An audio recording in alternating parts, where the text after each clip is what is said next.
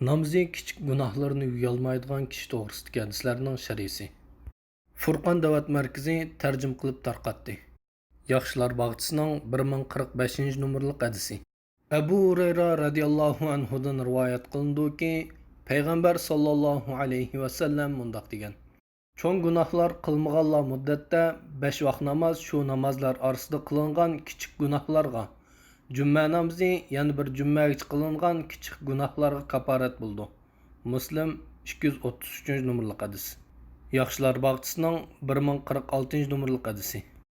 Osman ibn Affan radhiyallohu anhudan rivoyat qilindiki, payg'ambar sallallohu alayhi va sallam mundaq degan: Bir musulmon farz namozning vaqti kelganda tahoratni komil elib, namozni xushu bilan, ya'ni ruku va sajdalarni komil bajo keltirgan holda o'qisa, cho'ng gunohlarni qilmagan ahvolda bu namozi ilgirki kichik gunohlarga kaffarat bo'ldi. Bu har zamonda o'xshash. Muslim 228 nomerlik hadis. Allama ibn Usaymin rahimahullohning yuqorqi hadislarga qilgan sharhisi. Bu hadislar namozning fazilatiga munosabatlik. Payg'ambar sallallohu alayhi va sallam namozni suyi mo'l va davomli oqqan bir daryoga o'xshatgan. Acaba kunda 5 vaqt bu daryoning suyida yuyungan kishida biror kir qolamdi? Albatta qolmaydi. Namoz dal mushundaqdir. Alloh taolo bu namozning soyasida bandaning gunohlarini o'chirib yo'q qiladi. Buning bilan inson gunohlardan tozalanib, pok-pokiz holatga keldi.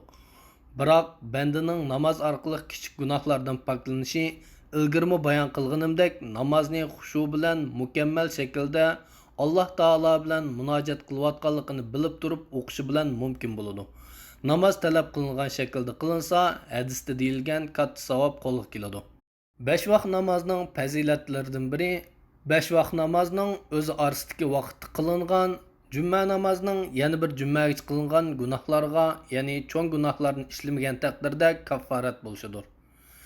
5 vaqt namoz kichik gunohlarga kaffarat bo'ldi, lekin cho'ng gunohlarga kaffarat bo'lmaydi. Masalan, so'd setiqda boshqalarni aldash, hiyla ishlatish cho'ng gunohlardan.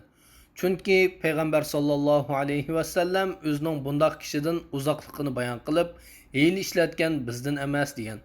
Muslim 102 nomerlik hadis. Bu vajidan hiligar bir kishi hilisini davomlashtirganligi muddat ichida qilgan namozlari gunohlarga kaffarat bo'lmaydi. Chunki hila cho'ng gunohlardan. So'd setiqda yolg'on qasam qilishmi cho'ng gunohlardan sanaldi. Payg'ambar sallallohu alayhi va sallam mundaq degan: 3 turli kishi bor. Alloh qiyomat kuni ularga so'z qilmaydi, ularning yuziga qarmaydi va ularni gunohlardan poklamaydi. Bularga qattiq azob bor. Bular qilgan yaxshi ishiga minnat qilguchi, kiyimini uzun kiyib, pushqini yerga so'rib olguchi va yolg'on qasam bilan melni sotmoqchi bo'lgan kishidir. Buxoriy 2369 nomerlik, Muslim 106 nomerlik hadis. Kiyimining pushqini kibr sababli yerga so'rib olishmi cho'ng gunohdir. Hatto kibrsiz holda ishtonning pushqini o'shqidan oshirib uzun kiysa, o'xshashlik qilgan namozi gunohlarga kaffarat bo'lmaydi.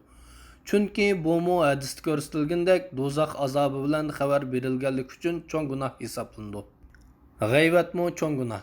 Masalan, bomdod namozi bilan peshin namozi oraliqida birning g'ayvatini qilguvchining qilgan peshin namozi uning gunohiga kaffarat bo'lmaydi.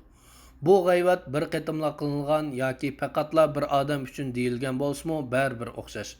G'ayvat xalq orasida bilingandek musulmon birining shaxsiyati to'g'risida yomon so'z qilish yoki birovga til uzatishdir.